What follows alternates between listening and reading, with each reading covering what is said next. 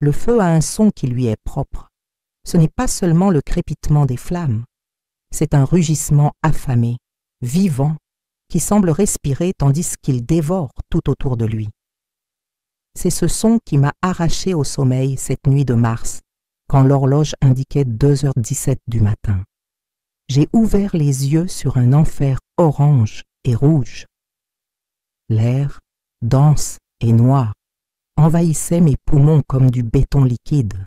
Alors que je commence à raconter cette histoire qui a changé ma vie à jamais, je vous demande de laisser votre j'aime pour que plus de personnes puissent connaître ce témoignage qui a sauvé tant de vies par la suite. Ma première pensée n'a pas été de peur ou de panique, c'était de la confusion. Comment pouvait-il y avoir un feu dans ma chambre? J'avais toujours été si prudente. Je ne dormais jamais avec des bougies allumées, je ne fumais pas, je vérifiais religieusement les appareils électriques avant de me coucher. J'ai essayé de me lever, mais un violent vertige m'a repoussé sur le matelas. Quelque chose n'allait pas, bien au-delà du feu. Ma tête semblait enveloppée de coton. Mes membres étaient en trop lourds pour bouger normalement. « Au secours !» ai-je tenté de crier, mais ma voix est sortie faible, engloutie par le rugissement croissant des flammes qui dévoraient maintenant les rideaux et lèchent pour le plafond. J'avais 67 ans, veuve depuis 3 ans, et j'habitais dans cette maison depuis plus de 4 décennies. Je connaissais chaque lame du plancher, chaque recoin, chaque sortie. Mais à ce moment-là, je me sentais comme si j'étais dans un endroit étrange, désorientée par ce que je découvrirais plus tard être l'effet de somnifères dans mon thé du soir. J'ai roulé du lit et suis tombée sur le sol avec un bruit sourd. La fumée était moins dense près du plancher et j'ai pu respirer un peu mieux. Je me suis traînée vers la porte, chaque mouvement étant une bataille contre la léthargie chimique qui me dominait. C'est alors que j'ai entendu des voix dans le couloir. Ma fille, Sophie, et son petit ami, Richard. « Tu es sûre qu'elle ne va pas se réveiller ?» demanda sa voix, tendue. J'ai mis une dose suffisante de médicaments dans son thé. Même un tremblement de terre ne réveillerait pas cette vieille maintenant, répondit ma propre fille. La petite fille que j'avais bercée dans mes bras pendant des nuits entières quand elle avait de la fièvre, la jeune femme que j'avais aidée à faire ses études universitaires avec l'argent de ma retraite. Je suis restée paralysée, non par la fumée ou le feu, mais par la terrible compréhension qui m'a frappée. Ce n'était pas un accident. Ma propre fille avait planifié ma mort. Allons-y maintenant. Le feu se propage déjà. Nous devons avoir l'air d'arriver juste quand les voisins appelleront les pompiers, dit Richard. Calme-toi. Nous devons être sûrs que ça va fonctionner. L'assurance ne paie que si elle meurt dans l'incendie. 1 200 000, Richard. Pense à ça. 1 200 000 €. Le montant de la police d'assurance que mon défunt mari, André, avait souscrite à mon nom. De l'argent qui devait garantir mes vieux jours confortables et un jour aider notre fille unique. Maintenant, cet argent était la raison pour laquelle Sophie était prête à me laisser mourir brûlée. J'ai entendu leurs pas s'éloigner précipitamment, puis la porte d'entrée claquer. Ils m'abandonnaient pour mourir, laissant derrière eux non seulement leur mère, mais toute humanité qu'ils avaient pu avoir un jour. Le feu avançait, implacable. La chaleur était insupportable, la fumée de plus en plus épaisse. J'ai essayé de crier à nouveau, mais seules des toux violentes sont sorties. Mes forces s'épuisaient rapidement. C'est alors que s'est produit quelque chose qui, aujourd'hui encore, me fait questionner les limites entre le réel et le surnaturel. Un vent fort a fait irruption dans la chambre, non pas de l'extérieur vers l'intérieur, comme ce serait naturel, mais comme s'il naissait de l'air même autour de moi. Les flammes ont semblé hésiter, dansant erratiquement, et au milieu de la fumée dense, j'ai vu une silhouette, un homme grand, aux épaules larges. « André ?» ai-je murmuré, pensant halluciner la figure de mon défunt mari. Il n'y a pas eu de réponse, juste une forte pression sur mon bras, me tirant. La chaleur semblait diminuer autour de cette présence. Je me suis sentie soulevée du sol, comme si je pesais moins qu'un enfant. Ce qui s'est passé ensuite reste partiellement flou dans ma mémoire. Je me souviens d'être porté à travers des couloirs en flammes, sans être touché par le feu, de portes verrouillées qui semblaient s'ouvrir toutes seules, d'une sensation de protection absolue au milieu du chaos dévorant. Quand j'ai pleinement repris conscience, j'étais allongé sur l'herbe du jardin arrière, à une distance sûre de la maison, qui brûlait maintenant comme une torche géante contre le ciel nocturne. Des sirènes retentissaient au loin, des voisins apparaissaient en pyjama, expression d'horreur sur leurs visages éclairés par la lueur orangée de l'incendie. « Comment êtes-vous sortie, madame ?» demanda mon voisin, monsieur Thomas, un homme d'environ 70 ans qui accourut en me voyant sur l'herbe. La maison est complètement en flammes. Je n'ai pas pu répondre. Ma gorge brûlait, mes poumons protestaient à chaque respiration, mais j'étais vivante, inexplicablement vivante. C'est alors que j'ai vu Sophie et Richard arriver, pressés par la rue, jouant le rôle de la fille et du gendre désespéré. Leurs visages blancs comme du papier en me voyant là, vivante, assise sur l'herbe sous les soins des voisins. « Maman !» cria Sophie dans une performance digne d'un Oscar. « Dieu merci, comment as-tu pu sortir ?» Nos regards se sont croisés. Dans le sien, au-delà du choc et de la peur, j'ai vu quelque chose que je n'avais jamais remarqué auparavant, un vide froid, calculateur. Comment avais-je pu ne pas voir cela pendant tant d'années? Les pompiers sont arrivés ensuite, prenant le contrôle de la situation. Alors qu'ils me plaçaient sur une civière et m'administraient de l'oxygène, l'un d'eux demandait répétitivement comment j'avais échappé. La porte arrière était verrouillée de l'extérieur, les fenêtres de votre chambre ont des barreaux de sécurité. Il n'y avait aucun moyen de sortir. Comment avez-vous fait? Je n'ai pas répondu. La vérité était que je ne savais pas expliquer. Même aujourd'hui, après tout ce qui s'est passé ensuite, je ne parviens pas à comprendre complètement comment j'ai survécu cette nuit-là. Si vous vous demandez comment cette histoire va continuer, ne vous arrêtez pas de regarder. Ce qui a suivi a été encore plus surprenant. Et si vous connaissez quelqu'un qui pourrait être en danger similaire, partagez cette vidéo. Votre attention peut sauver une vie. Pendant que les ambulanciers s'occupaient de moi et que les pompiers luttaient pour contrôler les flammes qui consumaient ma maison, j'ai remarqué quelque chose d'étrange dans le comportement de Sophie et Richard. Au lieu de la joie et du soulagement que les parents et les enfants montreraient normalement dans un tel moment, ils semblaient tendus, échangeant des regards nerveux entre eux et posant des questions insistantes aux pompiers. « Êtes-vous sûr que personne d'autre n'était dans la maison? Quelqu'un a-t-il vu comment elle est sortie? Est-elle en train de délirer à cause de la fumée? » J'ai feint d'être plus désorienté que je ne l'étais réellement. Quelque chose me disait que, moins ils en savaient sur ma compréhension de ce qui s'était passé, plus je serais en sécurité. Pour comprendre comment j'en suis arrivée à ce point, presque brûlée vive par ma propre fille, il faut remonter quelques mois en arrière. Je m'appelle Rose Dupont, professeure de mathématiques à la retraite, veuve d'André Dupont, comptable. Nous n'avons eu qu'une fille, Sophie, aujourd'hui âgée de 42 ans. Toute ma vie, j'ai travaillé dur. André et moi avons économisé, fait des investissements modestes mais constants, réussi à acheter notre propre maison dans un quartier tranquille de la banlieue parisienne. Nous n'étions pas riches, mais nous avions construit une vie stable et sans dette. Quand André est décédé d'une crise cardiaque il y a 3 ans, j'ai découvert qu'il avait fait quelque chose qu'il ne m'avait jamais dit.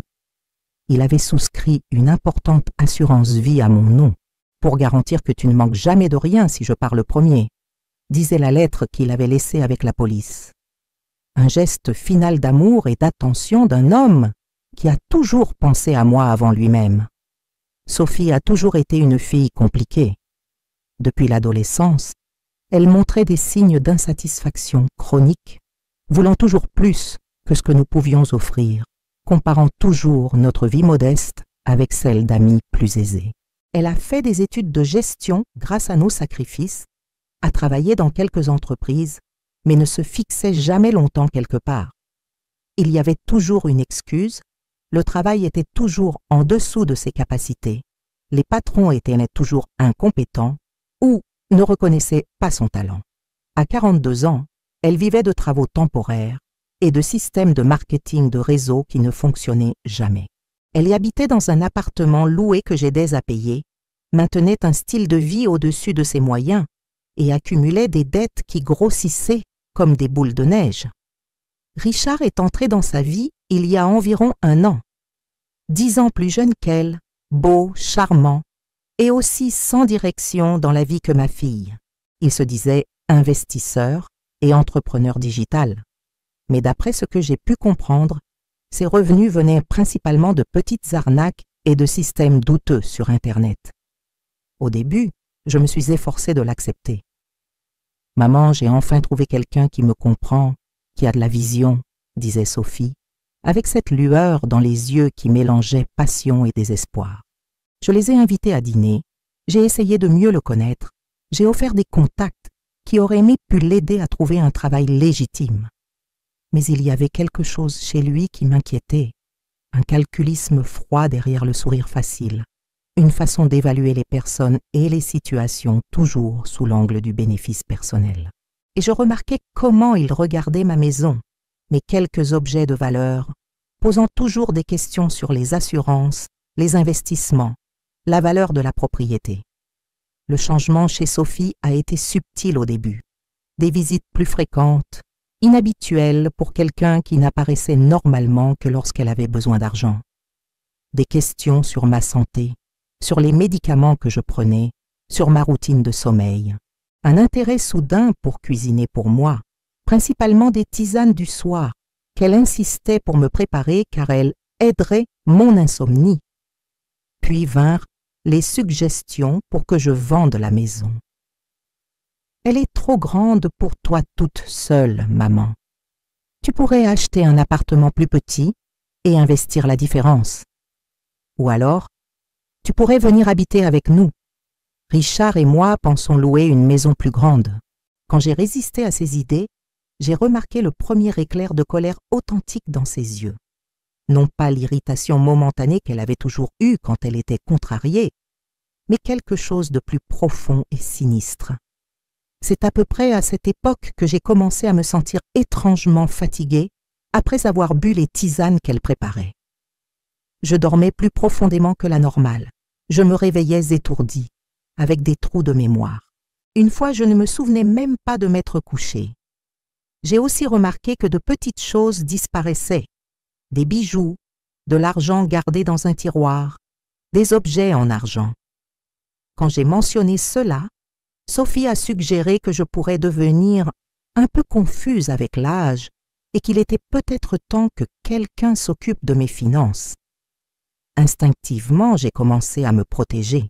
J'ai dit que j'avais déplacé mon argent vers un investissement à long terme, inaccessible pour le moment. J'ai arrêté de prendre quoi que ce soit que Sophie préparait. J'ai changé les serrures, prétextant un supposé cambriolage chez le voisin. J'ai commencé à dormir avec ma porte verrouillée.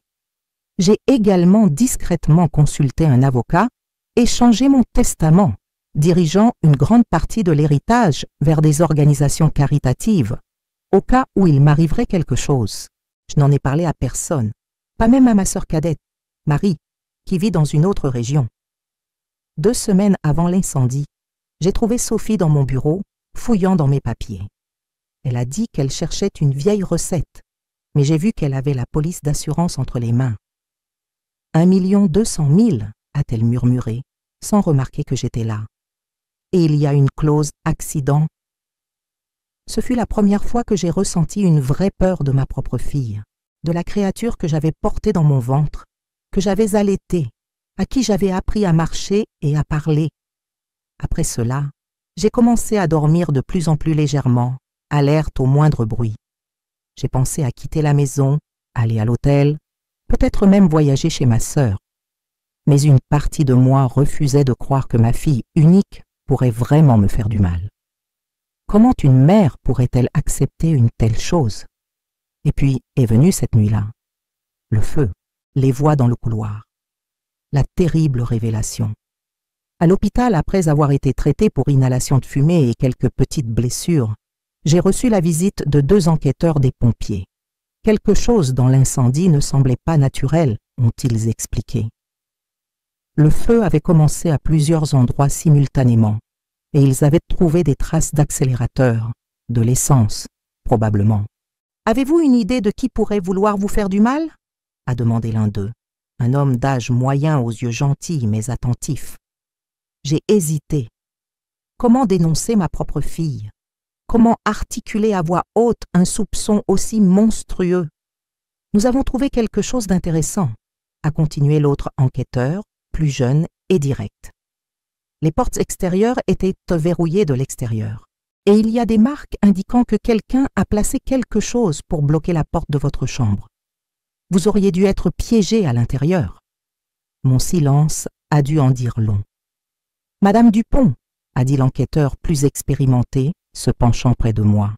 « Je sais que c'est difficile, mais si vous savez quelque chose, vous devez nous le dire.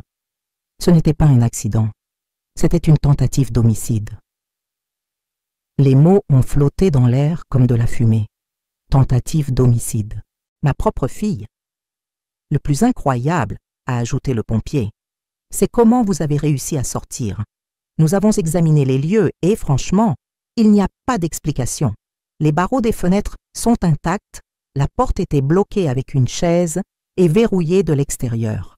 C'est comme si vous aviez traversé les murs. C'est à ce moment que les larmes sont finalement venues. Pas seulement pour la trahison, pour la perte de ma maison, pour les souvenirs brûlés, mais aussi pour la certitude inexplicable que quelque chose ou quelqu'un était intervenu cette nuit-là pour me sauver. C'était un miracle, ai-je murmuré. L'enquêteur plus jeune semblait sceptique. Le plus âgé a simplement acquiescé respectueusement. « Eh bien, miracle ou pas, quelqu'un a essayé de vous tuer, » a-t-il dit gentiment. « Et nous devons découvrir qui c'était avant qu'il n'essaie à nouveau. » Alors qu'il sortait, j'ai regardé par la fenêtre de l'hôpital et j'ai vu Sophie et Richard dans le couloir, discutant intensément. Elle gesticulait nerveusement, il passait ses mains dans ses cheveux à plusieurs reprises, un geste que j'avais déjà remarqué quand il était anxieux. C'est à ce moment précis que j'ai pris ma décision. Aussi douloureux que ce soit, aussi contre nature que cela puisse paraître pour une mère, je ne protégerai pas ceux qui avaient essayé de me tuer, pas seulement pour ce qu'ils avaient fait, mais pour ce qu'ils pourraient encore faire. J'ai rappelé les enquêteurs. Je crois savoir qui a pu faire cela, ai-je dit, la voix plus ferme que je ne l'aurais cru. Et j'ai des raisons de croire qu'ils essaieront à nouveau. Si cette histoire vous émeut, s'il vous plaît, laissez votre j'aime et un commentaire. Cela me donne la force de partager les détails les plus difficiles de ce qui s'est passé ensuite. Et n'oubliez pas de vous abonner pour ne pas manquer la suite de cette histoire vraie qui a changé ma vie à jamais. Les enquêteurs ont échangé des regards rapides. Le plus âgé, qui s'était présenté comme l'inspecteur Claude, a tiré une chaise et s'est assis à côté de mon lit d'hôpital. « Madame Rose, nous aurons besoin que vous soyez très claire maintenant. Qui soupçonnez-vous d'avoir essayé de vous tuer ?» J'ai respiré profondément, ressentant une douleur qu'aucun médicament ne pourrait soulager. Une mère ne devrait jamais avoir à dire les mots que j'étais sur le point de prononcer. Ma fille, Sophie, et son petit ami, Richard. Alors que je partage cette partie douloureuse de l'histoire, je remercie chacun d'entre vous qui m'accompagne. Votre soutien me donne de la force et aide d'autres personnes dans des situations similaires à ne pas se sentir seules. Les enquêteurs n'ont pas semblé aussi surpris que je l'aurais pensé. Plus tard, je découvrirai que dans les cas d'incendie criminels, les responsables sont souvent des proches. « S'il vous plaît, dites-nous pourquoi vous pensez cela » a demandé le plus jeune enquêteur, qui s'appelait Bruno, en sortant un petit enregistreur de sa poche. J'ai tout raconté. Les questions insistantes sur l'assurance, le comportement suspect dans les semaines précédentes, les boissons qui me laissaient étrangement somnolente, et finalement, les voix que j'avais entendues dans le couloir pendant l'incendie. Elle a parlé de la valeur de l'assurance. 1 200 000 €. Elle a dit que je ne me réveillerais pas à cause du médicament qu'elle avait mis dans mon thé. Êtes-vous sûre de cela? N'étiez-vous pas confuse à cause de la fumée ou du choc? J'en suis absolument certaine.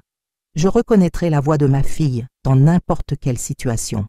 Et plus encore, elle a spécifiquement mentionné que l'assurance ne paierait que si je mourais dans l'incendie. Pendant que je parlais, une infirmière est entrée pour vérifier mes signes vitaux.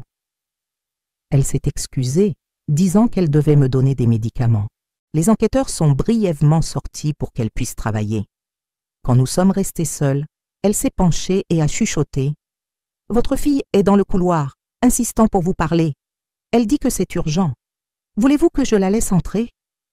J'ai ressenti un frisson qui n'avait rien à voir avec mon état de santé. « Non, s'il vous plaît, ne la laissez pas. » L'infirmière a acquiescé avec compréhension. J'ai vécu quelque chose de similaire avec ma propre famille. Ne vous inquiétez pas. Elle a ajusté quelque chose dans ma perfusion et a ajouté « Je vais dire que vous êtes sédaté et ne pouvez pas recevoir de visite. » Quand les enquêteurs sont revenus, je leur ai demandé de prélever un échantillon de mon sang le plus rapidement possible. Si elle a vraiment mis des somnifères dans mon thé, il y a peut-être encore des traces dans mon organisme. L'inspecteur Claude a immédiatement accepté. « Nous allons le faire tout de suite. Et Madame Rose, si tout ce que vous nous avez dit est vrai, nous devons agir rapidement. Seriez-vous disposée à collaborer à une opération pour obtenir des preuves concrètes? » Quel genre d'opération? Un enregistrement. Vous parleriez avec votre fille pendant que nous surveillons. Vous essaieriez de lui faire révéler ce qu'elle a fait. L'idée de confronter Sophie, de faire semblant de ne pas connaître la vérité, tout en essayant d'obtenir une confession, semblait au-delà de mes capacités à ce moment-là. Comment pourrais-je regarder ma fille dans les yeux et prétendre que je ne savais pas qu'elle avait essayé de me tuer? Je ne sais pas si je peux le faire. Je comprends parfaitement, a dit l'inspecteur, mais nous traitons d'une tentative d'homicide avec préméditation. Sans preuve concrète, ce sera votre parole contre la sienne, et elle aura certainement une explication pour tout. Il avait raison. Je connaissais ma fille suffisamment bien pour savoir qu'elle serait convaincante, qu'elle aurait des explications plausibles pour chaque point suspect. Sophie avait toujours su manipuler les situations à son avantage, depuis l'enfance. Je vais essayer. Ai-je finalement accepté? Mais pas ici à l'hôpital. Je ne me sens pas en sécurité. Dans les 48 heures qui ont suivi, tout a été soigneusement préparé. J'ai été transféré dans une chambre privée avec un agent de sécurité à la porte, soi-disant pour éviter la presse, après l'incendie mystérieux. Des analyses toxicologiques ont confirmé la présence d'un puissant somnifère dans mon sang, à une dose bien supérieure à celle recommandée. La police a commencé à enquêter discrètement sur l'historique financier de Sophie et Richard et a découvert un tableau alarmant de dettes croissantes et de menaces de créanciers. Pendant ce temps, Sophie continuait d'essayer de me rendre visite, envoyant des messages inquiets, jouant le rôle de la fille dévouée dévastée par la tragédie. Chaque message était un coup de poignard dans ce qui restait de mon cœur maternel. Finalement, le jour de l'opération est arrivé. Elle devait se dérouler dans une salle spéciale du commissariat, aménagée pour ressembler à une chambre d'hôpital ordinaire. Je porterai une blouse d'hôpital, je serai allongée sur un lit médical, entouré d'équipements. Des microphones cachés captaient chaque mot. Les enquêteurs m'ont donné des instructions sur la façon de mener la conversation. Commencer par des sujets neutres, mentionner progressivement l'incendie, laisser de l'espace pour que Sophie parle, poser des questions ouvertes plutôt que des accusations. Le plus important, a dit l'inspecteur Claude, est de paraître vulnérable, confuse. Elle doit croire que vous ne soupçonnez rien. Quand Sophie est entrée dans la salle, apportant des fleurs et une expression de préoccupation parfaitement répétée, j'ai failli m'effondrer. C'était ma petite fille, mon bébé, l'enfant que j'avais un jour juré de protéger de ma propre vie. Comment en étions-nous arrivés là? « Maman !» s'est-elle exclamée, courant pour m'embrasser. « Comment vas-tu? Nous sommes si inquiets !» Je me suis forcée à lui rendre son étreinte, même si j'avais l'impression d'être touchée par une étrangère. « Je suis fatiguée. Les médecins disent que j'ai inhalé beaucoup de fumée. Un miracle que tu aies pu sortir. Quand nous sommes arrivés et avons vu la maison en flammes, elle a laissé la phrase en suspens, ses yeux cherchant les miens pour tout signe de suspicion. Je ne me souviens pas bien comment je suis sortie. Ai-je menti, suivant le scénario convenu avec les enquêteurs. J'étais si somnolente cette nuit-là. Ce thé que tu as préparé, un éclair rapide de panique a traversé son visage, rapidement remplacé par une préoccupation théâtrale. Le thé? Ah, la camomille. Tu as toujours bien dormi avec. Mais cette nuit-là, c'était différent. Je me sentais si lourde. J'arrivais à peine à bouger quand le feu a commencé. Sophie a ajusté les fleurs dans le vase avec des mouvements nerveux. Ça devait être le choc, la frayeur de l'incendie. J'ai laissé quelques secondes de silence flotter, comme on me l'avait conseillé. Le vide dans la conversation fait souvent parler les personnes nerveuses davantage. Les enquêteurs sont venus, ai-je commenté avec désinvolture. Elle s'est figée un instant, puis a continué à arranger les fleurs. Vraiment, qu'ont-ils dit? Que l'incendie était criminel, que quelqu'un avait mis de l'essence dans la chambre et verrouillé les portes de l'extérieur. Ses mains tremblaient visiblement. Mon Dieu! Qui pourrait faire une chose pareille? Un ennemi? Quelqu'un que vous auriez lésé par le passé? L'ironie de sa question était trop douloureuse. La personne que je n'avais jamais blessée était précisément celle qui avait tenté de me tuer. Je n'arrive pas à imaginer qui pourrait avoir un mobile, répondis-je, observant attentivement chacune de ses réactions. À moins que... pour l'argent de l'assurance, peut-être. Céline serait dit immédiatement. Une assurance? Quelle assurance? Celle que ton père a laissée à mon nom. 300 000 € en cas de décès accidentel. Elle déglutit, détournant le regard. Je n'étais pas au courant.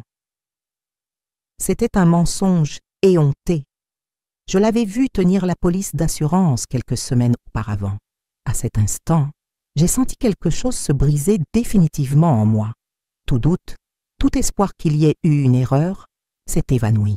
C'est étrange, continuai-je, m'efforçant de paraître simplement confuse plutôt qu'accusatrice. Quand l'incendie a commencé, j'ai cru entendre des voix dans le couloir. Des voix qui parlèrent de l'assurance, du fait que je ne me réveillerais pas à cause des médicaments dans ma tisane. Le visage de Céline devint livide. Ses yeux, maintenant écarquillés, exprimaient une pure terreur. « Tu délirais, maman. C'est l'effet du feu. Ça crée des hallucinations. » Peut-être, mais les analyses ont détecté une dose élevée de somnifères dans mon sang. Les médecins disent dès que c'est un miracle que je me sois réveillée pendant l'incendie. Elle se leva brusquement. « Tu as toujours pris des somnifères. Tu as dû exagérer la dose ce jour-là. » « Mais je ne prends pas de somnifères, Céline. Je n'en ai jamais eu besoin. » Le silence qui suivit était aussi épais que la fumée qui avait failli me tuer. Céline semblait calculer frénétiquement ses options, ses yeux se déplaçant rapidement d'un côté à l'autre. « Pascal, dit-elle finalement. « Ça devait être Pascal. Il m'a interrogé sur l'assurance il y a quelques semaines. Il a dû tout planifier sans me le dire. » La facilité avec laquelle elle trahissait son complice m'a choquée. Sans hésitation, sans remords, le jetant au lion pour sauver sa propre peau. Pascal était avec toi cette nuit-là. Vous êtes arrivés ensemble quand le feu était déjà bien avancé. Il m'a réveillée en disant que nous devions aller d'urgence chez toi, qu'il avait un mauvais pressentiment. Je n'aurais jamais imaginé. L'histoire était absurde, pleine de failles évidentes. Mais Céline a toujours eu confiance en sa capacité à manipuler, à créer des récits convaincants, surtout pour sa vieille mère naïve. « Dis-moi la vérité, ma fille, » demandai-je, laissant enfin les larmes couler. « S'il te plaît. » L'espace d'un instant, j'ai cru voir quelque chose de sincère dans ses yeux, peut-être du remords, peut-être la dernière trace de la fille que j'avais jadis aimée. Mais cela disparut rapidement, remplacé par ce vide froid que j'avais remarqué dans le jardin pendant que la maison brûlait. La vérité, c'est que tu es confuse, maman. Tu commences à perdre la tête. Tu mélanges les faits et l'imagination. Pascal et moi sommes les seules personnes qui se soucient vraiment de toi. C'est alors que j'ai commis l'erreur. Indignée par ce mensonge éhonté, oubliant momentanément le plan, j'ai laissé échapper. Je t'ai entendu, Céline. Je t'ai entendu dire que tu avais mis des médicaments dans ma tisane, que même un tremblement de terre ne me réveillerait pas. Je t'ai entendu parler du montant exact de l'assurance. Son visage se transforma instantanément. Le masque de la fille inquiète tomba complètement, révélant une expression que je n'oublierai jamais. Colère froide, calculatrice, et quelque chose proche du mépris.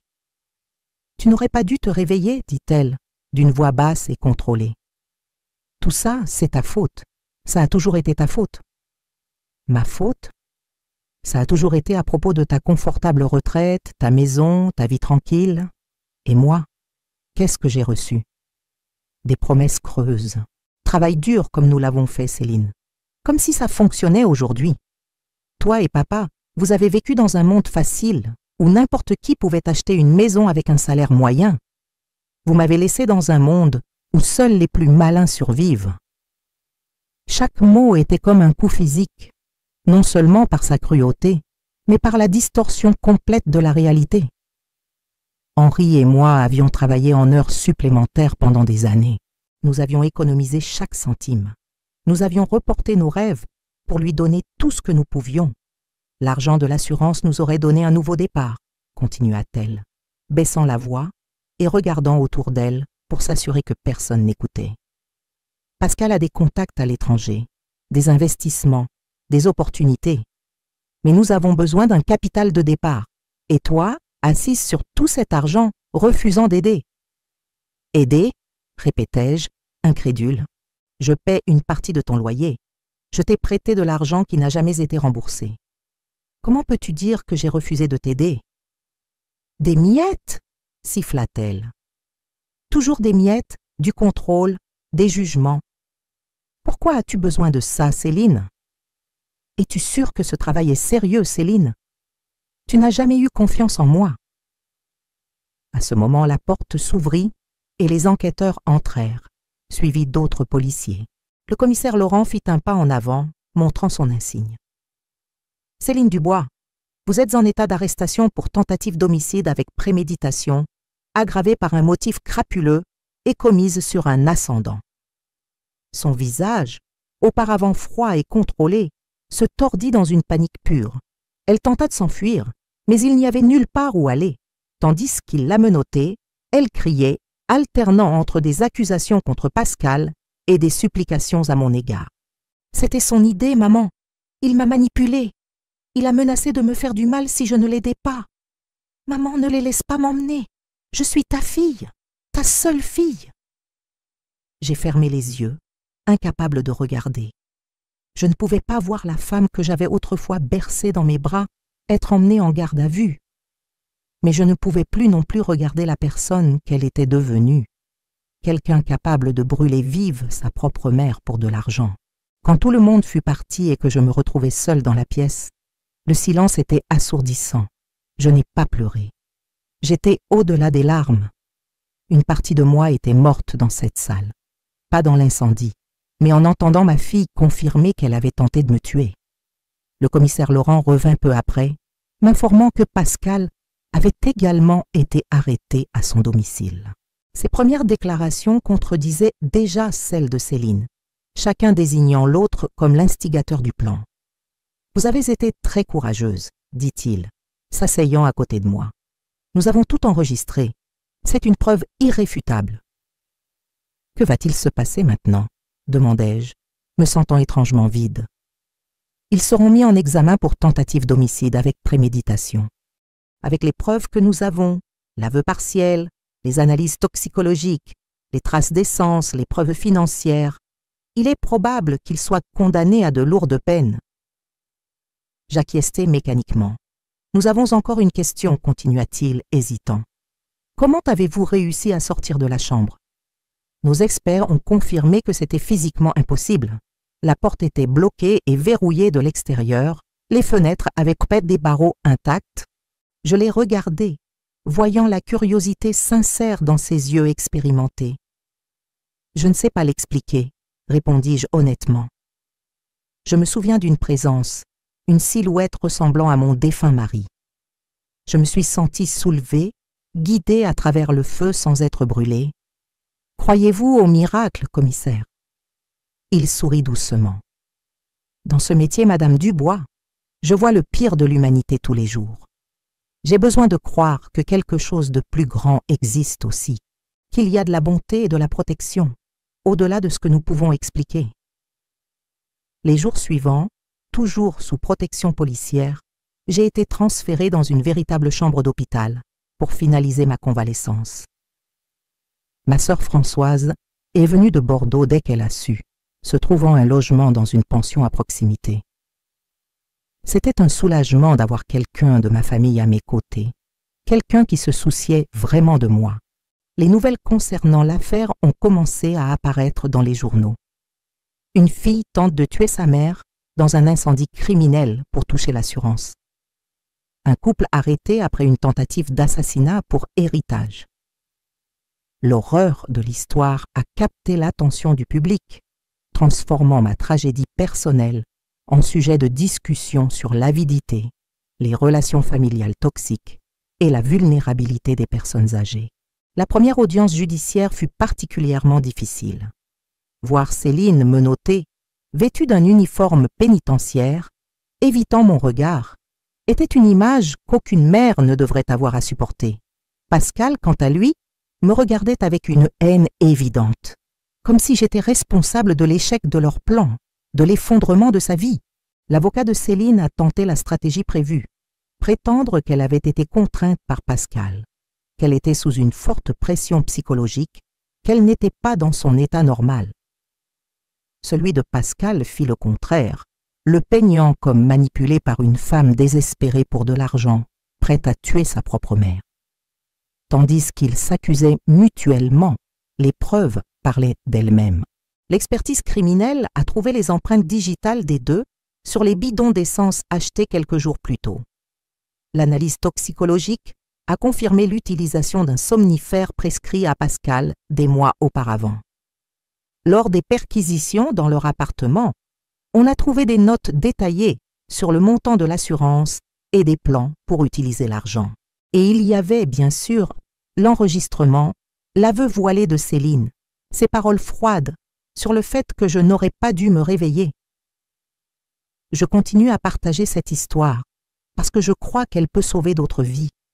Si vous connaissez des personnes âgées qui pourraient être en situation vulnérable, je vous prie de laisser un commentaire et de partager. Ensemble, nous pouvons éviter que d'autres familles vivent ce cauchemar. Pendant que la procédure suivait son cours, j'affrontais une autre bataille, reconstruire ma vie. La maison où j'avais vécu pendant plus de 40 ans était complètement détruite. Toutes mes possessions, tous les souvenirs physiques de ma vie avec Henri, les albums photos, les lettres, les cadeaux que je gardais pour les petits-enfants que j'espérais un jour avoir, tout avait été consumé par les flammes. L'assurance a d'abord hésité à payer, invoquant une enquête en cours, mais après l'intervention du procureur, ils ont accepté de libérer la somme. Ironiquement, l'argent pour lequel ma fille avait tenté de me tuer allait maintenant servir à recommencer ma vie sans elle. J'ai acheté un petit appartement dans une résidence pour seniors avec sécurité 24h/24 et assistance médicale. Non par incapacité, malgré tout ma santé était bonne pour mes 67 ans, mais pour la sensation de sécurité que l'endroit me procurait. J'ai commencé une thérapie pour faire face au traumatisme de l'incendie et surtout à la trahison. Comment une mère continue-t-elle à vivre en sachant que sa propre fille a planifié sa mort? Comment traite-t-elle un tel niveau de trahison? Il n'y avait pas de manuel, pas de chemin clair. Chaque jour était une négociation avec la douleur. Et il y avait la question du miracle, la manière inexplicable dont j'avais échappé à une chambre verrouillée en flammes. De nombreux journalistes ont tenté d'obtenir cette partie de l'histoire, fascinés par la dimension surnaturelle. Certains voisins ont rapporté avoir vu une silhouette lumineuse transportant quelqu'un hors de la maison en flammes, mais personne ne pouvait la décrire avec précision. Un journaliste particulièrement insistant a réussi à obtenir mon numéro et m'a appelé à plusieurs reprises. « Madame Dubois, que s'est-il vraiment passé cette nuit-là? Comment expliquez-vous être sortie d'une chambre verrouillée en flammes ?» Finalement, lassé de son insistance, j'ai répondu « Certains miracles ne sont pas faits pour être expliqués, mais simplement acceptés avec gratitude. Je préfère me concentrer sur ce que je peux faire de la vie qui m'a été rendue. » Et c'était vrai. Petit à petit, avec le soutien psychologique et celui de ma sœur Françoise, j'ai commencé à retrouver un sens à ma vie. J'ai repris les cours de soutien scolaire pour enfants défavorisés, une activité que j'avais toujours aimé faire, même après ma retraite.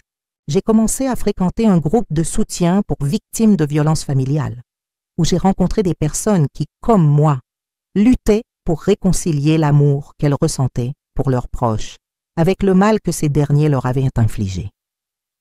C'est dans ce groupe que j'ai fait la connaissance de Madame Leroy, une dame de 73 ans dont l'histoire était effroyablement similaire à la mienne.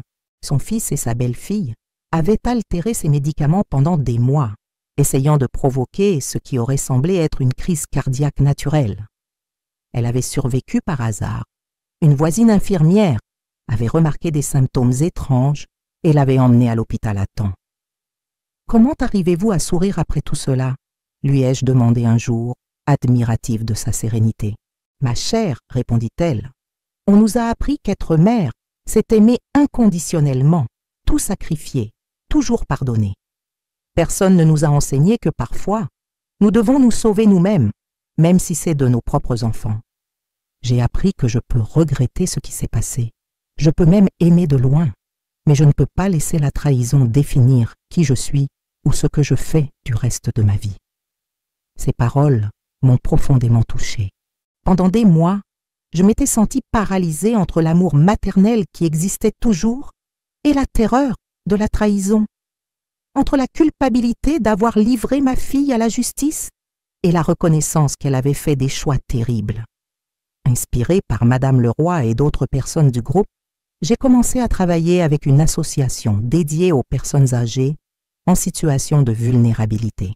J'ai commencé par donner des conférences sur mon expérience, alertant sur les signes d'abus financiers et émotionnels. Finalement, j'ai contribué à créer une ligne d'assistance téléphonique pour les signalements et les conseils. À travers ce travail, j'ai découvert de nombreux cas similaires aux miens. Des personnes âgées exploitées ou même mises en danger par des membres de leur famille, intéressés par leurs propriétés, leurs assurances, leurs héritages. La plupart souffraient en silence, piégés par des liens émotionnels, la honte ou simplement par méconnaissance de leurs droits. L'amour ne doit pas être une condamnation à mort, disais-je lors de mes conférences. Aimer nos enfants ne signifie pas leur permettre de nous maltraiter. L'âge avancé n'est pas synonyme d'incapacité, et demander de l'aide n'est pas une faiblesse, c'est de la sagesse. 6 mois après l'incendie, le procès de Céline et Pascal s'est enfin conclu. Tous deux ont été condamnés à 20 ans de prison pour tentative d'homicide avec préméditation. La juge, une femme d'âge moyen au regard sévère, a été particulièrement dure dans son verdict. Les accusés n'ont pas seulement planifié méticuleusement la mort d'un être cher pour un gain financier, mais ils ont choisi une méthode particulièrement cruelle, le feu, qui cause une mort lente et douloureuse, la trahison des liens familiaux les plus sacrés, la froideur de la planification et l'absence totale de remords démontrent une dangerosité sociale extrême. J'étais présente au tribunal ce jour-là, assise silencieusement au fond de la salle. Céline m'a finalement regardée quand la sentence a été prononcée. Je n'ai pas pu déchiffrer complètement son expression. Il y avait de la colère, certainement, mais aussi quelque chose de plus complexe. Des regrets, peut-être, pas pour ce qu'elle avait fait, mais pour s'être fait prendre, pour voir sa vie s'effondrer. En quittant le tribunal, j'ai été abordée par des journalistes. « Pardonnez-vous à votre fille ?» a crié l'un d'eux, microphone tendu dans ma direction. Je me suis arrêtée, considérant soigneusement la question. Je ne voulais pas donner la réponse facile ou la plus dramatique. Je voulais être honnête avec moi-même et avec quiconque pourrait bénéficier de mon expérience. Le pardon est un voyage, pas une destination, ai-je finalement répondu. J'apprends à séparer la fille que j'ai aimée toute ma vie de la personne qui a tenté de me tuer. J'apprends que je peux regretter ce qui est arrivé sans accepter le mal qui a été fait. Et surtout, j'apprends que survivre n'est pas seulement respirer, c'est trouver un but dans chaque nouveau jour qui nous est donné. Tandis que je m'éloignais des caméras, j'ai ressenti une paix que je n'avais pas éprouvée depuis avant l'incendie. Ce n'était pas du bonheur. Les cicatrices étaient trop profondes pour cela. C'était quelque chose de plus substantiel, la certitude que même dans les cendres de la pire trahison imaginable, quelque chose de nouveau et de précieux pouvait fleurir. Le miracle qui m'a sauvé du feu cette nuit-là n'était pas seulement la sortie inexplicable d'une chambre verrouillée, c'était aussi la chance de transformer ma douleur en objectif, ma tragédie en alerte pour les autres, ma survie en une main tendue à ceux qui souffrent encore en silence. Et peut-être, pensais-je, en marchant sous le soleil de cet après-midi, peut-être était-ce le véritable miracle, celui de trouver du sens même dans les moments les plus sombres de l'existence humaine. Une année s'est écoulée depuis l'incendie.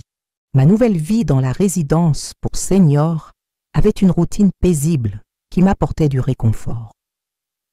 Tous les matins, je prenais mon café sur le petit balcon de mon appartement, observant les oiseaux dans le jardin commun.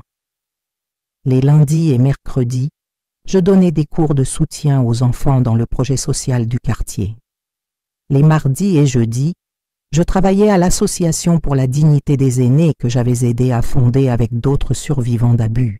Les week-ends, ma sœur Françoise venait souvent me rendre visite, ou j'allais chez elle pour des déjeuners en famille. C'était une vie simple, mais significative. Une vie qui m'avait presque été volée. Pour ceux qui suivent et qui s'identifient à un aspect de cette histoire, laissez un commentaire. Votre expérience peut aider d'autres personnes qui font face à des problèmes similaires. Abonnez-vous pour ne pas manquer les prochaines histoires de résilience que nous partageons sur cette chaîne. C'est un jeudi ordinaire que j'ai reçu l'appel qui a ébranlé ma stabilité nouvellement conquise. « Madame Dubois ?» demanda une voix masculine formelle. « Oui, c'est moi. »« Ici le docteur Martin, du centre pénitentiaire pour femmes de Rennes. Je vous appelle au sujet de Céline Dubois. » Mon cœur s'est emballé. Céline n'avait purgé qu'1 an de sa peine de 20 ans. Que s'est-il passé? Est-elle malade? Non, madame.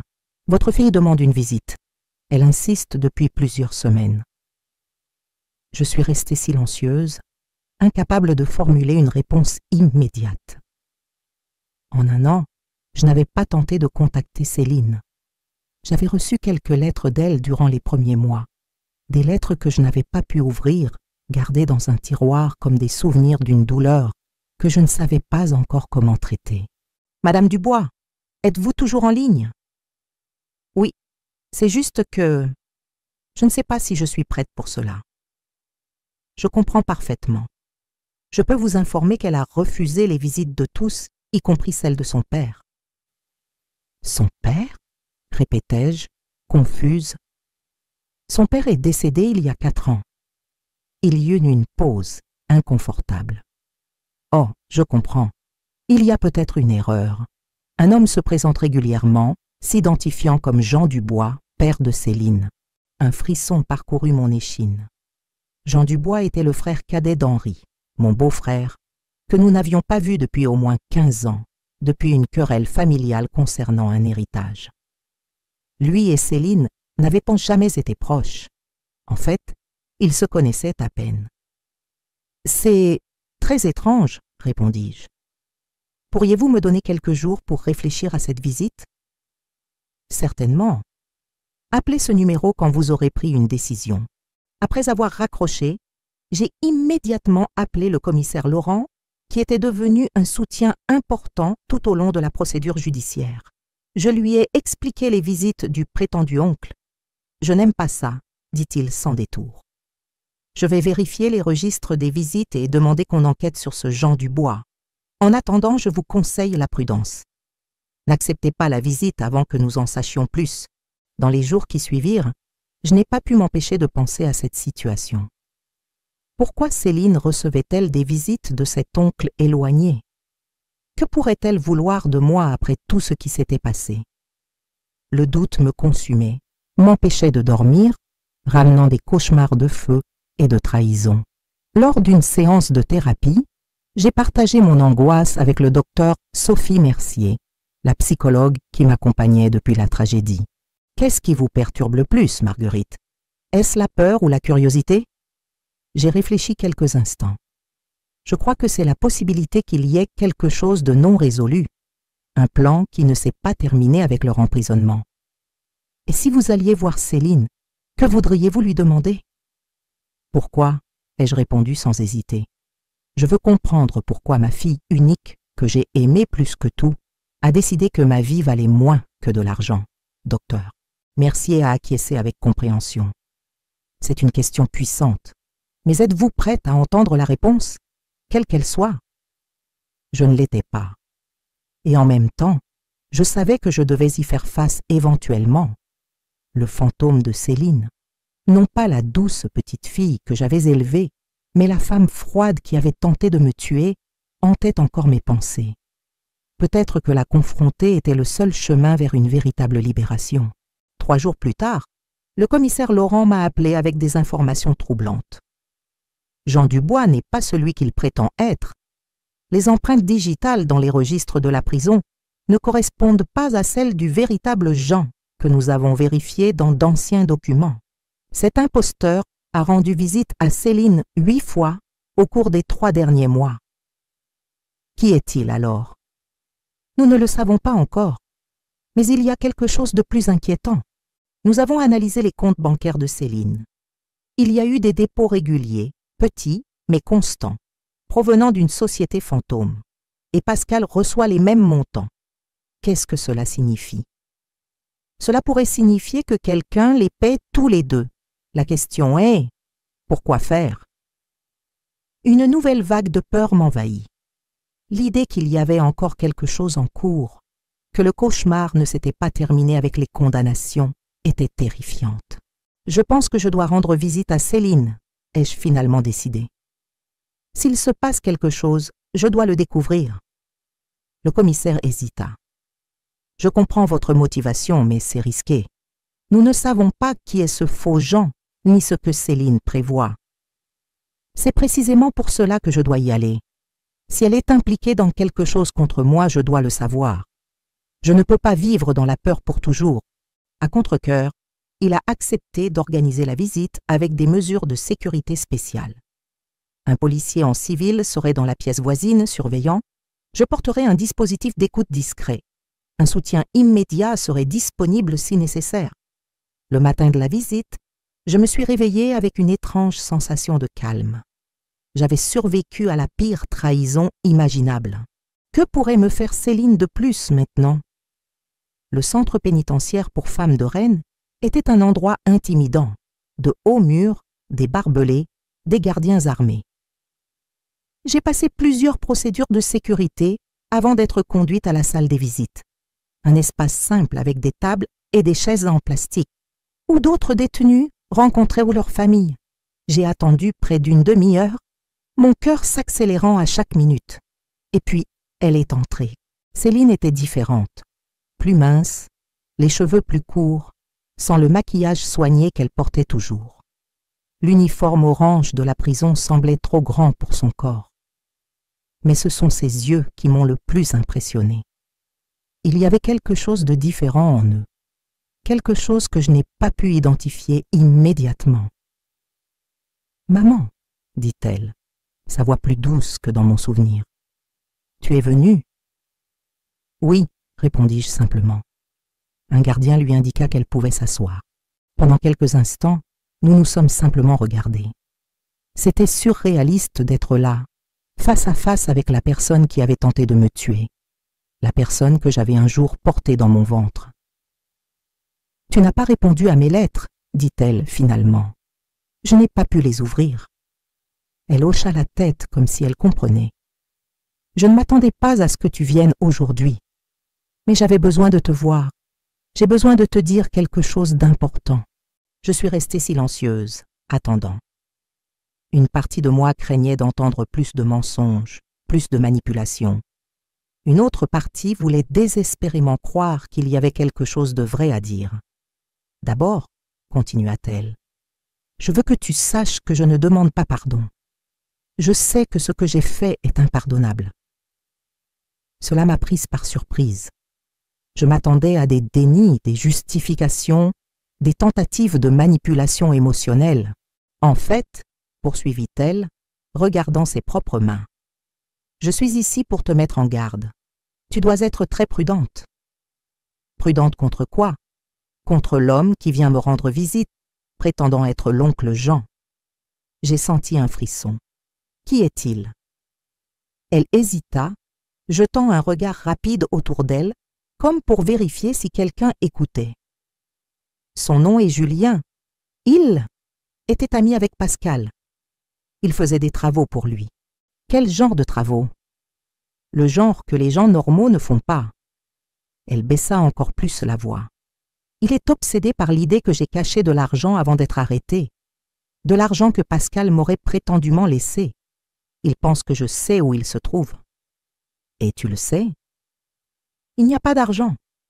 Pascal était criblé de dettes, surtout envers des personnes dangereuses. Ce Julien est l'un d'entre eux, et maintenant il pense qu'il peut récupérer ce que Pascal lui devait à travers moi ou à travers toi. J'essayais de rester calme, mais mon esprit s'agitait. Était-ce encore un mensonge? Une autre manipulation?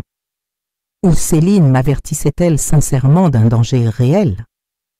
Pourquoi viendrait-il me chercher?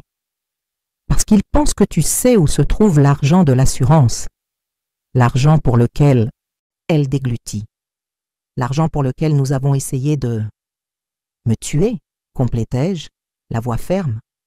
Oui, répondit-elle, semblant pour la première fois vraiment honteuse. Il ne croit pas que tu as tout utilisé pour l'achat du nouvel appartement et les dons que tu as faits. Il pense que tu en as caché une partie. Je me suis souvenu des dépôts réguliers sur les comptes de Céline et Pascal que le commissaire Laurent avait mentionnés. Ils vous paient tous les deux pour des informations. Elle parut surprise par ma perspicacité. De petits montants. Il dit que ce n'est que le début, que lorsqu'il obtiendra le gros lot, il nous récompensera convenablement. Et que lui as-tu dit à mon sujet? Au début, j'ai joué le jeu. Je lui ai dit que tu avais probablement l'argent caché quelque part, que tu avais peut-être mentionné un coffre-fort ou un compte secret. N'importe quoi pour maintenir son intérêt et continuer à recevoir les dépôts. Elle fit une pause, semblant sincèrement perturbée. Mais lors de sa dernière visite, il a dit quelque chose qui m'a effrayée. Il a dit qu'il était fatigué d'attendre et qu'il allait te faire parler. C'est pourquoi j'avais besoin de te voir, maman, pour te prévenir. Il est dangereux, bien plus dangereux que Pascal ne l'a jamais été. J'observais attentivement son visage, cherchant tout signe de fausseté. Céline avait toujours été une excellente menteuse. Depuis son enfance, elle pouvait raconter des histoires si convaincantes que parfois je doutais de la réalité elle-même. Mais quelque chose était différent maintenant. Pourquoi me dis-tu cela? Pourquoi t'inquiètes-tu qu'il m'arrive quelque chose?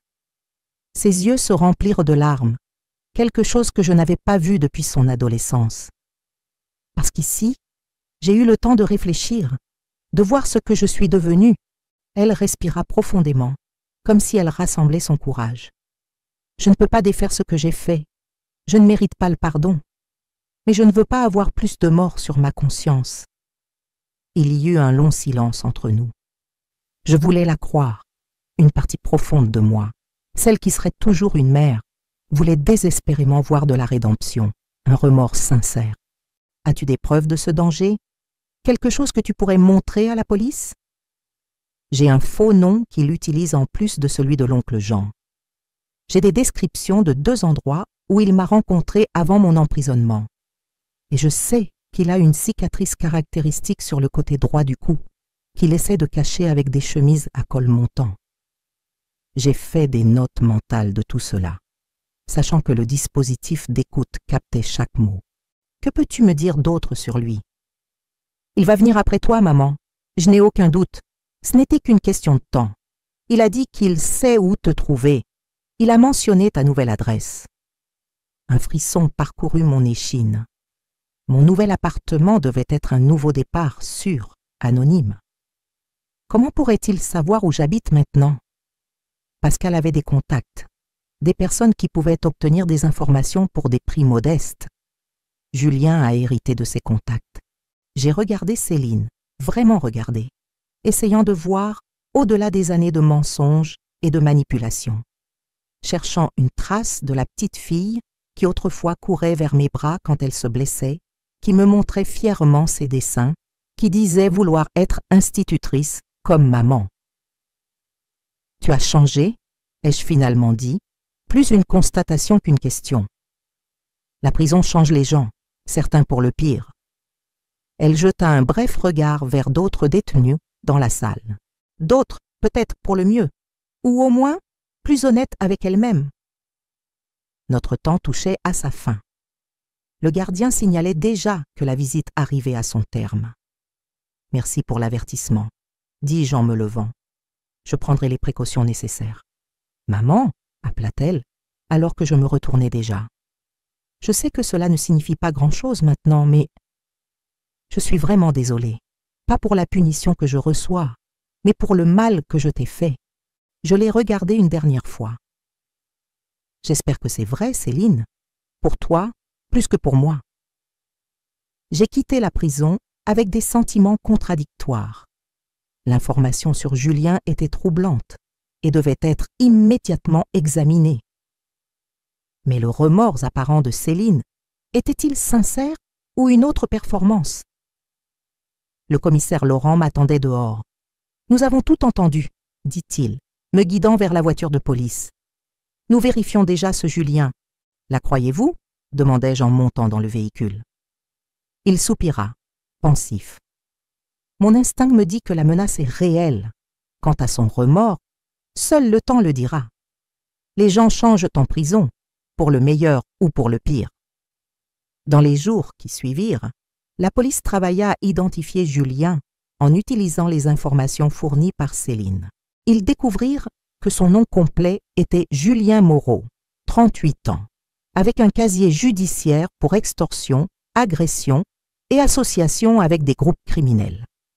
La cicatrice sur son cou, résultat d'une tentative d'homicide des années auparavant, était sa marque distinctive. Par précaution, j'ai été temporairement relogé dans un lieu sécurisé pendant que la police montait une opération pour capturer Julien. Ma routine a été complètement modifiée, toutes les activités publiques annulées. C'était comme être à nouveau en prison, cette fois pour ma propre protection. Une semaine passa sans nouvelles. Je commençais à me demander s'il n'y avait pas eu une réaction excessive, si peut-être Céline avait tout inventé pour un bénéfice inconnu. Puis, un jeudi soir, j'ai reçu un appel du commissaire Laurent. « Nous l'avons eu. Il surveillait votre résidence, exactement comme Céline l'avait prédit. Nous avons trouvé une arme, des cordes, du ruban adhésif et du chloroforme dans sa voiture. Un mélange de soulagement et d'horreur m'envahit. A-t-il avoué?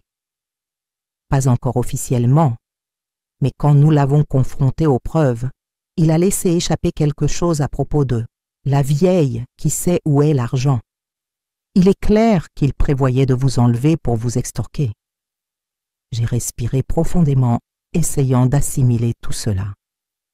Alors Céline disait la vérité. Sur le danger, oui. Ce que cela dit sur le reste de son remords, vous seul pouvez en juger. Cette nuit-là, allongée sur le lit de l'appartement temporaire, je suis restée éveillée tard, réfléchissant à tout. À ma fille, qui avait tenté de me tuer et qui, peut-être, avait ensuite sauvé ma vie. À la toile complexe d'amour, de trahison, de culpabilité et de rédemption qui définissait maintenant notre relation.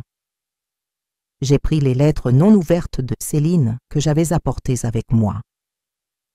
D'une main tremblante, j'ai ouvert la première, datée de 3 mois après son incarcération. « Maman, je ne sais pas par où commencer. Les mots semblent si inadéquats face à ce que j'ai fait. Je n'écris pas pour demander pardon. Je sais que certaines choses vont au-delà du pardon. J'écris parce que je vois enfin clairement le monstre que je suis devenu. Durant mes premières semaines ici, j'ai blâmé tout le monde sauf moi-même. Pascal, les dettes, la pression, même toi, pour avoir tout réglé, tandis que je luttais pour survivre. C'était un des mensonges que je me racontais pour ne pas affronter la vérité. J'ai choisi la voie la plus facile, la plus égoïste, la plus destructrice. La thérapie obligatoire ici a été difficile. Confronter mes propres démons, mes distorsions, mon sentiment de droit à des choses que je n'ai pas gagnées. Comprendre comment j'ai pu en arriver au point de planifier le meurtre de ma propre mère, la personne qui m'a donné la vie, qui a tant sacrifié pour moi. Je n'attends pas de réponse. Je ne mérite pas ton attention ou ton inquiétude. Je voulais juste que tu saches que je travaille à comprendre ce qui m'est arrivé, comment je suis devenue capable d'une telle cruauté. Avec de profonds remords, Céline. Les larmes coulaient sur mon visage quand j'ai fini de lire. J'ai ouvert la deuxième lettre puis la troisième. Chacune révélait un processus douloureux d'autoréflexion, de confrontation avec des vérités difficiles, sans tentative de justifier l'injustifiable. Dans la dernière lettre, écrite seulement un mois auparavant, elle mentionnait Julien pour la première fois, exprimant une inquiétude croissante concernant ses visites et ses questions insistantes. Je suis retournée dans mon appartement 2 jours après la capture de Julien. La vie est progressivement revenue à la normale, ou à la nouvelle normale que j'avais construite après la tragédie. J'ai repris mes cours de soutien, mon travail à l'Association pour la dignité des aînés, les visites de Françoise. Mais quelque chose avait changé en moi. Les lettres de Céline, l'avertissement qui avait potentiellement sauvé ma vie, avaient ouvert une petite brèche dans le mur que j'avais érigé autour de mon cœur après la trahison. Ce n'était pas le pardon, pas complètement. C'était quelque chose de plus complexe. La reconnaissance que même dans les âmes les plus envahies par l'obscurité, une étincelle d'humanité peut subsister. Que le remords sincère, bien qu'il n'efface pas le passé, peut au moins éclairer un chemin différent vers l'avenir. 3 mois plus tard, je suis retournée à Rennes. Je n'étais pas sûre de ce que je dirais, de ce que je ressentirais en revoyant Céline. Je savais seulement que j'avais besoin de cette rencontre, pas pour elle, mais pour moi, pour mon propre cheminement vers la guérison. Quand elle est entrée dans la salle des visites, elle semblait encore plus changée. Il y avait une sobriété dans son regard, une absence de la manipulation constante qui avait toujours caractérisé nos interactions ces dernières années. « Merci », dis-je simplement, de m'avoir averti à propos de Julien. C'était le minimum que je pouvais faire. J'ai lu tes lettres, toutes. Elle hocha la tête, une lueur d'espoir mêlée de résignation dans ses yeux. Je ne m'attends pas à ce que tu me crois. J'ai menti si longtemps que je ne reconnaissais plus moi-même la vérité. Que veux-tu, Céline? Vraiment? Elle réfléchit longuement à la question. Je veux purger ma peine. Je veux continuer la thérapie. Je veux comprendre comment j'ai pu en arriver là. Elle fit une pause. Et un jour, peut-être, je veux mériter de faire à nouveau partie de ta vie, même si ce n'est que comme un souvenir moins douloureux. Il n'y avait pas de promesses grandioses, de discours répétés ou de tentatives de minimiser la gravité de ce qu'elle avait fait. Juste une femme confrontant les conséquences de ses choix, marche par douloureuse marche. Je ne sais pas si cela sera possible, répondis-je honnêtement. Je ne sais pas si je pourrai un jour te regarder sans voir le feu, sans entendre tes paroles cette nuit-là. Mais je suis prête à essayer de trouver la paix pour nous deux. Nous avons parlé pendant presque 1 heure ce jour-là. Pas du passé, pas de l'incendie, mais du travail que je faisais avec les personnes âgées vulnérables, des livres qu'elle lisait en prison, du groupe de soutien qu'elle avait commencé à fréquenter pour les personnes souffrant de troubles de la personnalité. En prenant congé, j'ai promis d'écrire, pas des visites régulières, pas une relation reconstruite du jour au lendemain, mais de petits pas, 1 lettre par mois. Un pont fragile au-dessus d'un abîme que nous ne traverserions peut-être jamais complètement. Sur le chemin du retour, tandis que le soleil se couchait à l'horizon, j'ai réfléchi au parcours extraordinaire des 2 dernières années. au feu qui avait failli m'ôter la vie, au miracle inexplicable qui m'avait sauvé, à la trahison la plus profonde imaginable et à cette étincelle de rédemption qui peut-être commençait maintenant à briller dans l'obscurité. Votre présence ici, écoutant mon histoire, signifie beaucoup pour moi. Si vous connaissez quelqu'un qui pourrait être vulnérable, je vous prie de partager cette vidéo. Et si cette histoire a touché votre cœur, n'oubliez pas de vous abonner à la chaîne pour plus de témoignages qui peuvent changer des vies. Ensemble, nous pouvons faire la différence. Je ne savais pas ce que l'avenir me réservait. Si le remords de Céline persisterait, si nous pourrions un jour construire quelque chose de nouveau à partir des cendres de ce qui avait été détruit. Mais je savais une chose avec certitude. Le feu qui aurait dû clore mon histoire était devenu, ironiquement, le début d'un nouveau chapitre, plus sage, plus fort et infiniment plus significatif que je n'aurais jamais pu l'imaginer. 5 ans se sont écoulés depuis cette nuit d'incendie. 5 années de reconstruction patiente, de petits pas vers la guérison, de transformation de ma tragédie personnelle en un but plus grand. L'Association pour la dignité des aînés que j'avais aidé à fonder comptait maintenant 3 antennes dans différentes villes, offrant un refuge temporaire aux personnes âgées en situation de risque, des conseils juridiques, un soutien psychologique et surtout un espace sécurisé où elles pouvaient partager leurs histoires sans être jugées. « Vous avez sauvé ma vie », m'a dit Madame Garnier, une dame de 83 ans arrivée à l'association après avoir découvert que son petit-fils altérait ses médicaments pour l'hypertension, augmentant dangereusement les doses. Si je ne vous avais pas entendu à cette émission de radio, parlant des signes d'alerte, je n'aurais jamais eu de soupçon. Des histoires comme la sienne étaient ma plus grande récompense. Chaque personne âgée protégée, chaque famille alertée sur les signes d'abus financiers ou physiques, chaque vie potentiellement sauvée, tout cela donnait un sens au miracle de ma survie. Je remercie tous ceux qui continuent à suivre mon histoire et à soutenir notre cause. Si vous ne vous êtes pas encore abonné à la chaîne, faites-le maintenant pour découvrir d'autres histoires de résilience et apprendre davantage sur la protection de vos proches. Ma relation avec Céline a évolué lentement au cours de ces années. Des lettres mensuelles, nous sommes progressivement passés à des visites bimestrielles. Nous ne reviendrions jamais à ce que nous étions avant. Certaines ruptures sont irréparables, mais nous avons trouvé une nouvelle forme de connexion. Plus honnête peut-être, sans les illusions et les attentes qui compliqueraient souvent les liens entre parents et enfants. En prison, Céline est devenue une sorte de conseillère informelle pour d'autres détenus. Son cas avait reçu beaucoup d'attention médiatique et de nombreuses femmes venaient dans la voir pour comprendre comment quelqu'un de normal pouvait en arriver à tenter de tuer sa propre mère. Je leur explique les petits pas, m'a-t-elle raconté lors d'une visite durant la 3e année de sa peine. Comment chaque mauvais choix semble insignifiant isolément, mais ensemble, ils forment un chemin vers l'abîme. Comment l'avidité, le sentiment de droit, le manque d'empathie grandissent silencieusement jusqu'à consumer tout ce qu'il y a de bon en vous. Elle était devenue étonnamment éloquente sur son propre parcours d'autodécouverte. La fille gâtée et manipulatrice que j'avais connue toute ma vie parlait maintenant avec une authenticité qu'elle n'avait jamais montrée auparavant. Le pire n'était pas ce que j'ai fait, m'a-t-elle confié à une autre occasion, mais de réaliser que j'en étais capable.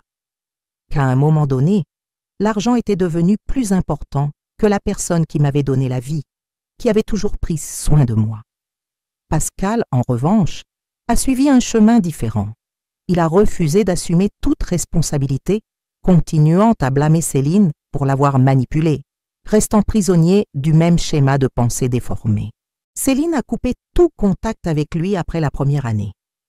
Pendant la 4e année de sa peine, Céline a eu droit à une réévaluation pour bonne conduite et participation au programme de réhabilitation.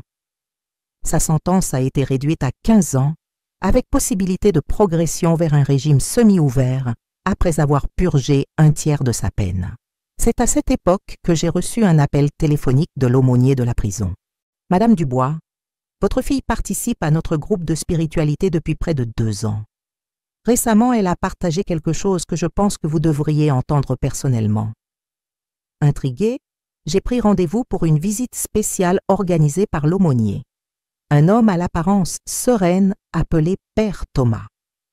Il nous a reçus dans une petite salle de la chapelle pénitentiaire, un espace simple mais accueillant. « Céline a quelque chose d'important à partager », dit-il après les salutations initiales. Quelque chose qu'elle garde depuis longtemps. Ma fille semblait nerveuse, ce qui était rare ces dernières années. Ses mains tremblaient légèrement tandis qu'elle ajustait son uniforme pénitentiaire. « Maman, nous n'avons jamais parlé en détail de... cette nuit-là. De comment tu as réussi à t'échapper. » C'était vrai. C'était un sujet que nous évitions toutes les deux, pour des raisons différentes. Je me suis toujours demandé, continuai-je prudemment, si tu savais quelque chose à ce sujet, sur la façon dont je suis sortie d'une chambre verrouillée en flammes. Elle prit une profonde inspiration. Je ne sais pas comment tu es sortie, mais je sais ce que j'ai vu quand nous sommes retournés à la maison pendant l'incendie. Je me suis penchée en avant, intriguée. Qu'as-tu vu? Pascal et moi nous sommes garés à quelques maisons de distance, attendant que les flammes soient assez hautes pour simuler notre arrivée désespérée. Sa voix était basse, honteuse, en se rappelant le plan. Nous observions quand j'ai vu quelque chose que je n'ai pas pu expliquer. Elle fit une pause, regardant le père Thomas, comme si elle cherchait de l'encouragement.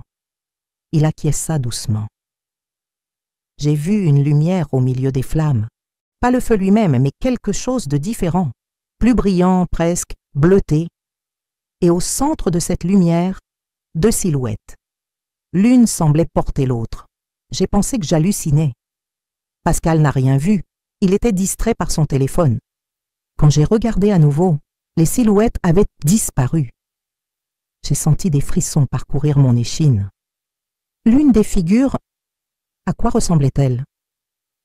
Un homme grand, aux épaules larges. Céline me regarda directement. Comme papa, les larmes me sont immédiatement venues aux yeux. Alors ce n'était pas seulement mon imagination désespérée, mon esprit paniqué créant du réconfort au milieu de l'horreur. Une autre personne, précisément celle qui avait planifié ma mort, avait également été témoin de quelque chose d'inexplicable. Je n'en ai parlé à personne, poursuivit Céline, pas même à Pascal. Comment aurais-je pu? Cela aurait semblé fou. Et puis, eh bien, tout s'est passé si vite ensuite. L'arrestation, le procès. Le père Thomas intervint doucement. Céline est venue me voir il y a quelques mois, tourmentée par ce souvenir. Pas seulement parce qu'elle avait vu, mais parce que cela signifiait que quelque chose ou quelqu'un était intervenu pour vous sauver du mal qu'elle avait planifié. Je suis restée silencieuse quelques instants, assimilant tout cela. Pendant des années, j'avais gardé ma propre expérience comme quelque chose d'intime, presque sacré, la sensation d'être soulevée, guidée à travers les flammes, protégée par une présence qui ressemblait à mon défunt mari. « Crois-tu aux anges, maman ?» demanda soudainement Céline. La question m'a prise par surprise. Je crois qu'il y a plus de choses entre le ciel et la terre que ce que notre philosophie peut expliquer. Je fis une pause. Pourquoi? Parce que c'est la seule explication qui ait un sens. Que quelqu'un veillait sur toi quand ta propre fille a essayé de... Quand j'ai... Sa voix s'est brisée, incapable de terminer la phrase. Le père Thomas posa doucement sa main sur son épaule. La reconnaissance de la grâce divine a été une partie importante du cheminement de Céline. Réaliser que, même dans les moments les plus sombres, des forces plus grandes sont à l'œuvre. J'ai regardé ma fille, non plus la petite fille que j'avais élevée, non plus la femme froide qui avait planifié ma mort, mais une personne transformée par la confrontation avec ses propres démons, par la reconnaissance du mal qu'elle avait été capable de faire et par la gratitude pour l'intervention qui avait empêché le pire d'arriver. Peut-être que le véritable miracle, dis-je doucement, n'est pas seulement que j'ai survécu, mais que nous avons toutes deux trouvé un chemin vers quelque chose de meilleur que ce que nous étions avant. Cet après-midi-là, j'ai partagé avec Céline et le père Thomas ma propre expérience de cette nuit-là. La présence que j'avais sentie, la protection inexplicable contre la chaleur, les portes qui semblaient s'ouvrir toutes seules. Pour la première fois, j'ai complètement verbalisé ce que j'avais gardé si longtemps, en partie par peur de ne pas être cru, en partie à cause du caractère sacré de l'expérience. J'ai toujours senti que j'avais survécu pour une raison, ai-je conclu. Peut-être est-ce ce travail que je fais maintenant, protégeant d'autres personnes âgées. Peut-être est-ce ce moment, cette réconciliation partielle entre nous. Peut-être est-ce quelque chose qui est encore à venir. Pour le 6e anniversaire de l'incendie, j'ai organisé un événement spécial à l'Association pour la dignité des aînés. Une célébration de la vie, de la résilience et des miracles quotidiens que nous rencontrions dans notre travail. Des dizaines de personnes âgées que nous avions aidées étaient présentes, ainsi que des bénévoles, des professionnels partenaires et des sympathisants. Ma sœur Françoise était là, bien sûr, de même que le commissaire Laurent, maintenant promu, qui restait un ami cher. Même quelques journalistes qui avaient suivi mon histoire depuis le début. À ma grande surprise, j'ai reçu un appel ce matin-là, m'informant que Céline, récemment transférée en régime semi-ouvert, avait reçu une autorisation spéciale pour assister à l'événement, escortée par des agents pénitentiaires. Quand je l'ai vue entrer dans la salle, timide et visiblement mal à l'aise sous les regards curieux, j'ai ressenti un serrement au cœur. Ce n'était plus la peur ou la douleur de la trahison, mais quelque chose de plus complexe, la compréhension de comment les gens peuvent changer, de comment le mal ne définit pas toujours définitivement une âme. Dans mon discours ce jour-là, j'ai raconté mon histoire complète pour la première fois en public, non seulement l'horreur de l'incendie et de la trahison, mais aussi le miracle inexplicable de mon sauvetage. J'ai parlé du travail que nous faisions pour protéger les personnes âgées vulnérables, des signes d'alerte que chacun devrait connaître, et puis, à la fin, j'ai fait quelque chose que j'avais soigneusement planifié. Beaucoup me demandent si j'ai pu pardonner à ma fille pour ce qui s'est passé, ai-je dit à l'auditoire silencieux. C'est une question compliquée, car le pardon n'est pas un point d'arrivée, mais un voyage. Ce n'est pas quelque chose que l'on fait une fois pour toutes, mais quelque chose que l'on choisit chaque jour par petits pas. J'ai regardé directement Céline, assise entre les agents pénitentiaires, des larmes silencieuses coulant sur son visage. Ce que je peux dire, c'est que j'ai choisi de ne pas laisser la haine et le ressentiment consumer le reste de la vie qui m'a été miraculeusement accordée. J'ai choisi de me concentrer sur le bien que je peux faire, sur les personnes que je peux aider. Et oui, j'ai choisi de croire en la capacité humaine à changer, à grandir, à trouver la rédemption même après les actes les plus terribles. J'ai fait une pause, laissant mes propres larmes couler. Ma fille n'est plus la personne qui a planifié ma mort, tout comme je ne suis plus simplement une victime. Nous sommes toutes deux des survivantes, de manière différente, mais tout aussi transformatrice. Lors du cocktail après l'événement, Céline s'est timidement approchée, accompagnée d'une agente pénitentiaire. « C'était un beau discours, maman », dit-elle d'une voix basse. « Merci d'être venue », répondis-je. « Je voulais que tu saches que quand je sortirai définitivement, je veux travailler dans un domaine similaire au tien, aider les gens, empêcher que d'autres commettent les mêmes erreurs que moi. » Je l'ai regardé, vraiment regardé, et j'ai vu quelque chose que je n'attendais pas, un but sincère. La même étincelle que j'avais moi-même découverte dans les cendres de mon ancienne vie. « Je crois que tu y parviendras », ai-je répondu sincèrement. Ce soir-là, après le départ de tous, je me suis assise seule sur le balcon de mon appartement, observant les étoiles. J'ai pensé à Henri, à ce qu'il aurait ressenti en voyant ce qui s'était passé. La fille qu'il aimait tentant de me tuer, le miracle de l'intervention, le lent et douloureux voyage de rédemption qui avait suivi. J'ai pensé aux pompiers qui se demandaient encore comment j'avais survécu à une chambre en flammes, verrouillée de l'extérieur. au commissaire Laurent qui, malgré son scepticisme professionnel, avait admis que certains cas défiaient les explications rationnelles. À Céline, qui avait vu la même lumière inexplicable qui m'avait sauvé. Peut-être ne saurions-nous jamais avec certitude ce qui s'était passé cette nuit-là. Si c'était vraiment Henri, ou un ange, ou quelque manifestation de l'amour qui transcende même la mort. Ce qui importait, c'étaient les conséquences de ce miracle, pas seulement ma survie physique, mais tout ce qui en avait découlé. À 73 ans, regardant en arrière sur ma vie, je vois clairement deux chapitres distincts, avant et après le feu. Le feu qui aurait dû me détruire, mais qui a fini par me raffiner, qui a révélé le pire de l'humanité, la capacité d'une fille à planifier froidement la mort de sa propre mère pour de l'argent, mais aussi le meilleur, la capacité à reconstruire, à pardonner, à grandir et à transformer la douleur en dessein.